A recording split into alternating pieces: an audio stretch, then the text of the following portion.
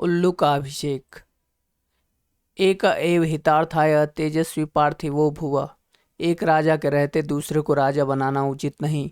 एक बार हंस, तोता, बगुला, कोयल, चातक, कबूतर, उल्लू आदि सब पक्षियों ने सभा करके यह सलाह की कि उनका राजा वेनतेय केवल वासुदेव की भक्ति में लगा रहता है, व्याधों से उनकी रक्षा का कोई उपाय नहीं करता, इसलिए पक्षियों का कोई अन्य राजा चुन लिया जाए।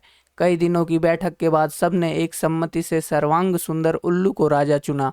अभिषेक की तैयारियां होने लगी। विविध तीर्थों से पवित्र जल मंगाया गया, सिंहासन पर रत्न चढ़े गए, स्वर्ग घट भरे गए, मंगल पाठ शुरू हो गया। ब्राह्मणों ने वेद पाठ शुरू कर दिया, नर्तकियों ने नृत्य की तैयारियां कर ली। उल्लूक राज सिंहासन पर बैठने ही वाले थे कि कहीं से एक कौवा आ गया। कौवे ने सोचा, यह समारोह कैसा, यह उत्सव किस लिए? पक्षियों ने भी कौवे को देखा तो आश्चर्य में पड़ गए। उसे तो किसी ने बुलाया ही नहीं था, फिर भी उन्होंने सुन रखा था कि कौवा सबसे चतुर कूट राजनीतिज्ञ पक्षी है, इसलिए उससे मंत्रणा करने के लिए सब पक्षी उसके चारों ओर इकट्ठे हो गए।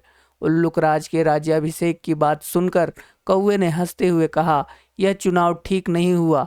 मोर, हंस, कोयल, सारस, चक्रवाक, सुक आदि सुंदर पक्षियों के रहते दीवांध उल्लू और टेढ़ी नाक वाले अप्रियदर्शी पक्षी को राजा बनाना उचित नहीं है।